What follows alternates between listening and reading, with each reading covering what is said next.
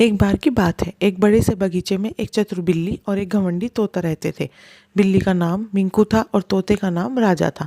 मिंकू अपनी समझदारी के लिए जाना जाता था, जबकि राजा अपनी सुंदरता और ऊंचाई पर गर्व करता था। राजा अक्सर मिंकू को ताना मारता था, तुम कितनी नीचे हो और मैं तो आकाश में उड़ता हूँ।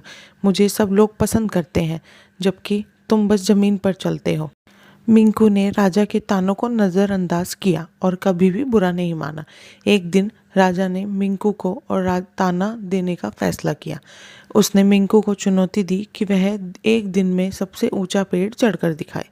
मिंकू ने चुनौती को स्वीकार किया। राजा ने मिंकू को हंसते हुए देखा और खुद को विजेता मान लिया। लेकिन उसी दिन शाम को बगीचे में एक बड़ी बारिश आ गई। राजा तो बारिश से बचने के लिए अपने घोंसले में छिप गया, लेकिन मिंकू को बाहर निकलना पड़ा। मिंकू ने देखा कि बारिश से बगीचे में एक बाढ़ आ गई है और बहुत सारे छोटे जानवरों को सुरक्षित स्थान पर ले जाने की ज़रूरत है। मिंकू ने अपनी समझदारी का इस्तेमाल किया और सभी जानवरों को सुरक्षित स्थान पर पहुंचाया। बारिश के बाद राजा ने देखा कि बागीचे में बहुत सारी चीज़ें बदल चुकी थी और जानवर सुरक्षित थे।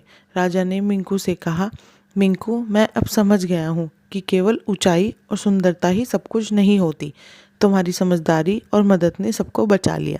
मिंकू ने मुस्कुराते हुए कहा, हर किसी के पास कुछ खास गुण होते हैं। हमें अपनी क्षमताओं पर गर्व करना चाहिए और दूसरों की मदद करनी चाहिए। राजा ने मिंकू से माफ़ी मांगी और दोनों अच्छे दोस्त बन गए। राजा ने समझा कि घमंडी से अच्छा होता है कि हम अपनी क्षमताओं को सही तरीके से इस्तेमाल करें और दूसरों के साथ मिलकर काम करें।